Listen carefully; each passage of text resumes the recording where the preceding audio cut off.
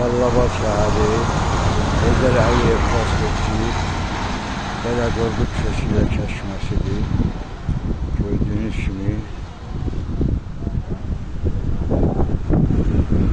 buradakı piyada keçid nişanı var, amma keçid zolağı, zebra yoxdur. Cəlilabadın o bir tərəfində, yəni digər köşəsində zolaq çəkdilər, yolun hər tərəfi təmirini elədilər, amma mərkəzi parkdan bəri heç bir yerdə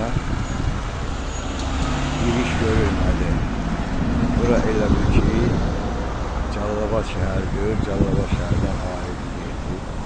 Görün, şəkil şeydir. Cəlilabad Regional Təşkilatının sədri inşallah